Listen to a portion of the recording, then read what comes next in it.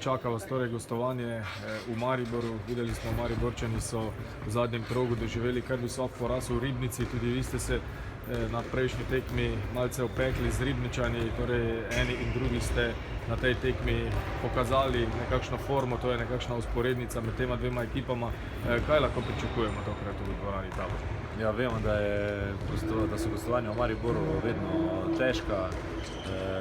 Dvorana je neugodna, tam smo že se večkrat opekli, vendar mislim, da moramo sedaj zbrati, pokazati, iz kakšnega testa smo in odigrati to končnico do konca. Seveda vsako tekmo posebej, tako da že ta prva tekma proti Mariboru bo zelo zanimiva, ampak mislim, da z popolno koncentracijo in maksimalno usmerjenost k zmagi, da nimamo straha, da bi slabo igrali. Jasno je, da Celje še kako potrebuje točke v boju za naslov. Za Mariborčane se zdi, da jim nekako tretje mesto ne more pobegniti.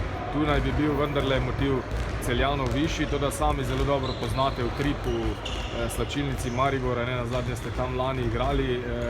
Kakšno bo v tem pogledu tekmo, kaj lahko tu pričakujete? Ja, sigurno po porazu proti Ribnici bodo sigurno maksimalno motivirani. Vemo, da vsako tekmo proti Celju je maksimalna motivacija vsakega nasprotnika, tako da mislim, da pri njih bo ta motiv še posebej izrazit. Vemo, da jim je cilj obdržati maksimalno to tretje mesto na lestvici in pa seveda proti vsakemu nasprotniku iti na polno, vendar mislim, da moramo v začetku tekme pokazati, da temu ni tako. Vi osebno ste v Mariboru zabili 9 golov na letošnjem prvem obračunu, bili najboljši celjski strelec, toda vseeno vam to ni pomagalo.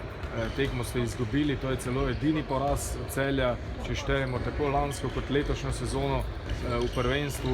Maribor je znal tudi že v preteklih sezonah zagostiti. Celjanom je pravzaprav to tradicionalno neugoden nasprotnik. Koliko se fanti sploh ukvarjate s tem?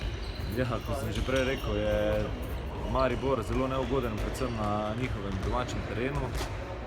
Fanti se želijo na domačem terenu pokazati in pa pribriti maksimalno število točk v prvenstvu. Tako da smo že letos videli, da smo se mi opekli enkrat, vendar kot pravim, upam in verjamem v to, da se sedaj ne bo ta zgodba ponovila in da bomo pokazali drugačno sliko kot na prvi tekmi. Žiga, hvala in veliko sreče. Hvala.